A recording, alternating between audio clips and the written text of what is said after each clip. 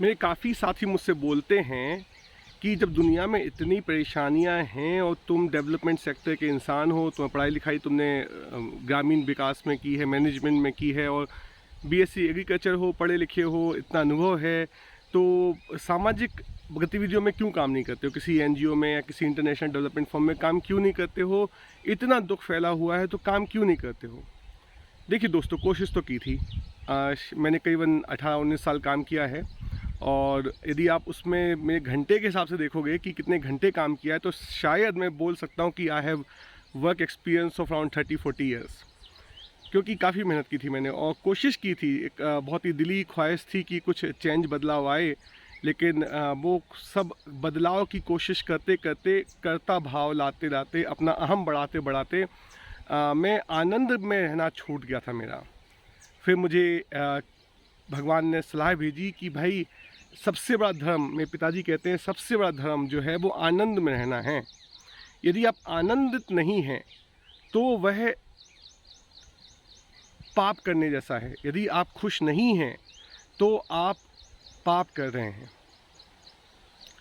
इसका मतलब यह नहीं है कि आप आनंदित होने की कोशिश करो, क्योंकि यदि आप आनंदित रहने की कोशिश करेंगे तो 100% बात है कि आप आनंदित नहीं रह पाएंगे, बहुत जल्दी दुखी हो जाएंगे। लेकिन आनंदित रहना, आनंदित होने की कोशिश नहीं करना, मतलब आनंदित रहना, वो सबसे बड़ा धर्म है, सबसे बड़ा पुण्य है।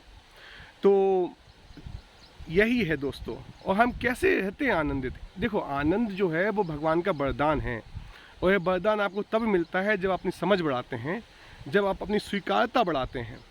और एक बहुत ही कर्म योग का जो मूल आधार है, जिसे हम बोलते हैं श्रद्धा भक्ति, और उसके हिसाब से दुनिया भर के काम करते हैं, तो आपको वरदान मिलता है आनंद का।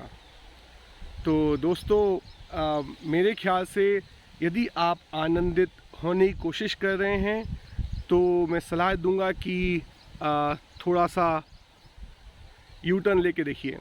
और यदि आप आनंदित हैं तो चाहे 10% हो, 20% हो, मैं ये नहीं बोल रहा हूँ कि 100% सभी आनंदित हैं, 100% सभी आनंदित रहने की कोशिश कर रहे हैं, लेकिन यदि आप में हल्का सा भी सहज आनंद है तो उस हल्के से सहज आनंद को बांटिए।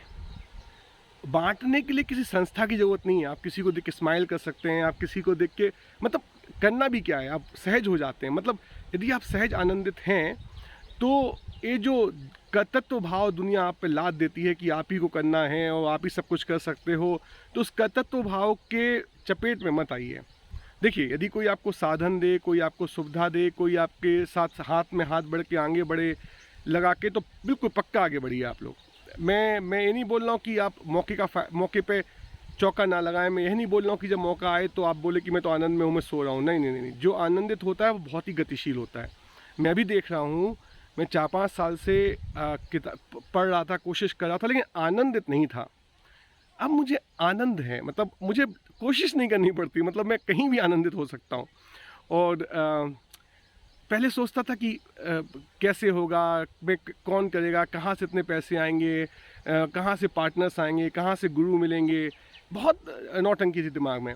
लेकिन अभी पिताजी का आशीर्वाद था। अभी 10-15-20 दिन पहले उन्होंने मुझसे सहज बोला कि तुम आगे बढ़ो, और वो मुझे एक ऑर्डर के जैसे लगा। उसी समय मैं गीता का चिंतन कर रहा था, तो एक एक एक अंदर से आवाज़ आई कि नहीं, अब तुम आगे बढ़ो, जो होगा तो देखा जाएगा। तो that is the first time in my life I have come out of cause and effect analysis. I am not thinking about the cause, I am actually living in the moment and I am actually getting rewarded in the moment. What they call कि dopamine hit आपको 2 साल बाद मिलेगा, 10 साल बाद मिलेगा। अरे अभी क्या, अभी मिल रहा है दोस्तों मुझे। मतलब जितना मैं आनंद बांटने की बांट क्या रहा हूँ, मतलब जितना मैं सहजता से हो रहा है वो मुझे और उतनी खुशी दे रहा है। तो आपका बहुत बहुत धन्यवाद। याद रखिए, सबसे बड़ा धर्म है आनंद में रहना। आनंद की खोज सबसे बड़ा अधर्म है। यदि कोई आपसे बोलो चल यार मस्ती करके आते तो हम मज़ा आएगा, अरे भाई मज़ा आए तब मस्ती करने जाओ ना यार। उल्टी गाड़ी क्यों लगाए हुए हो? घोड़े को गाड़ी के आगे लगाना कि पीछे लगाना है? तो जब खुश हो तब घूमने जाओ। यदि घूम के खुशी मिल रही है तो आके फिर थकान होगी, दुख होगा। तो see you, I think you got the message. तेरा तुझको अर्पण।